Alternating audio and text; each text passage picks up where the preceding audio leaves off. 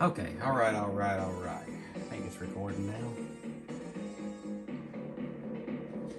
Well, I said I was going to talk about it.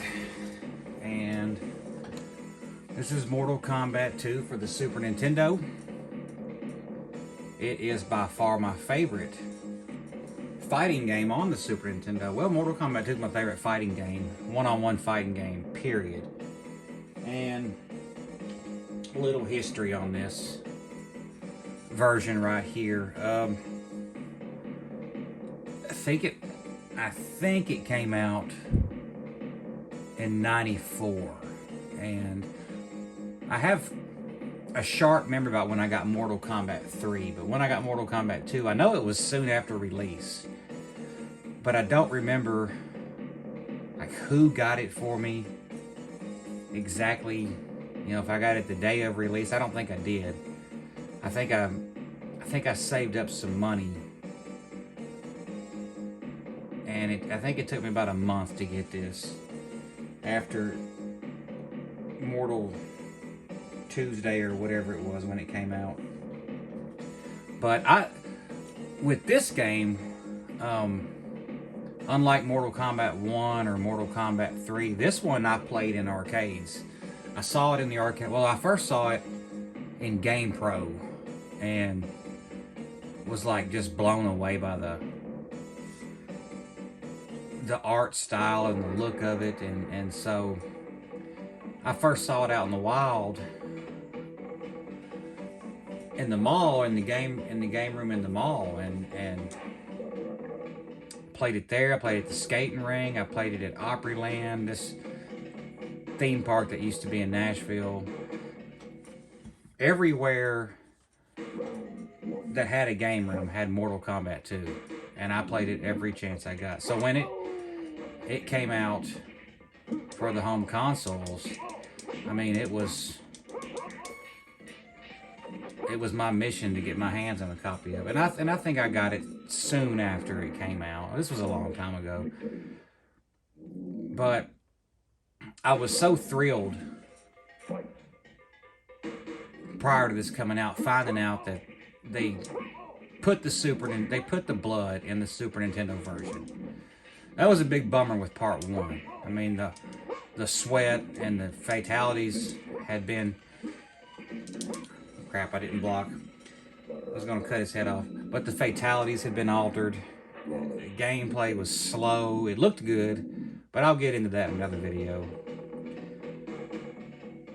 So I bring this home, and I'm like... I was just... Oh, you slut. I was just fucking blown away by it. And I still am.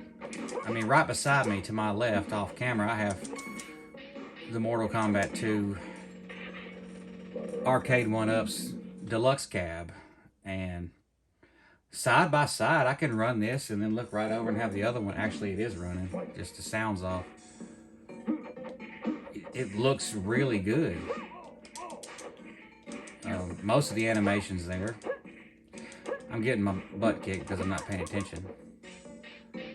Just talking here. Yeah, most of the animation, the sound is almost flawless. Kind of sounds like it's coming through a coffee can a little bit, but that's all right. I mean, this was a 16-bit translation of I don't even know what. I know the 32-bit machines couldn't even translate it perfectly, so I'm gonna knock him off. Forward, down, high kick. I'm gonna knock him to the ground.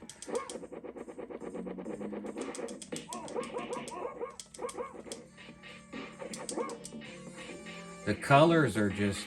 The colors stand out the most. I mean, it's almost more vibrant looking than the arcade machine. Maybe it's my TV settings. I don't know. There is... Once again, there's a difference with the health bars. They put the names under the health bars. It's not as gaudy and dumb looking as Mortal Kombat 3 was. I'm gonna have to wind up. Okay. It's not noticeable. It doesn't look that bad. I really wish they would have done it like the arcade. I know, once again, I think they were attempting to make the sprites look bigger, but they look fine. And there's ways around it. You could have moved the health bars down a little bit. Things you could have done to kind of make the sprites look bigger than they actually are. Come on. Gotcha. Okay, 4-4 down. High kick. There he goes. That looks good, and that mode 7 that the Super Nintendo does really helped out with that effect. Fatality. All the voice samples are in it. I mean, everything's here. And just a really impressive port. You notice that the pillars are gone in this background. Those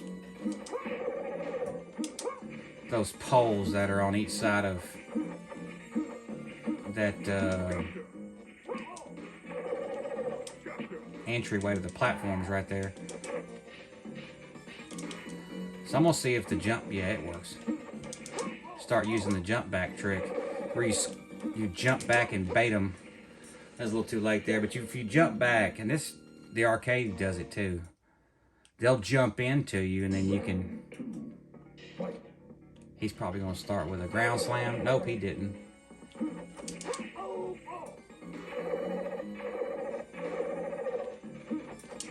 You can pretty much, you can follow it up, pretty much do that over and over again.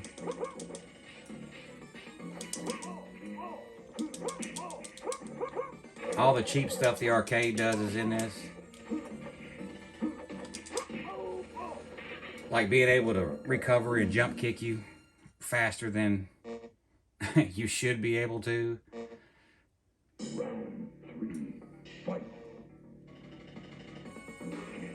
Come on over here, Jax. So I'm gonna do the Impaler fatality. I like Baraka. I liked Baraka before I ever played the game when I saw him in the magazines. Okay.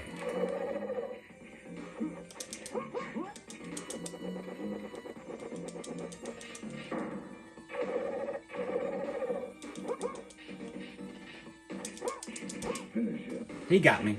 But anyways, I was running my mouth and not really paying attention to what I was doing. Yeah, great translation of an incredible arcade game. There's nothing really bad to say about it. I kind of wish it didn't have a limited credits. I think it should have just been a straight arcade port. But I get it. It's got to have some challenge to it. Can you beat it in 5 continues? Not much else to say about it. It was better than the Genesis version. Overall, I would say Sega won the 16-bit wars with the Mortal Kombat series. I think I've went into it before. You know, Mortal Kombat 2 on Super Nintendo, hands down, smoked the Genesis version. But Part 1, 3, and Ultimate 3, there's an argument to be made that the Genesis version was better, and that's purely based on how they play. This version plays good. I mean, it does. It's fast, it's responsive.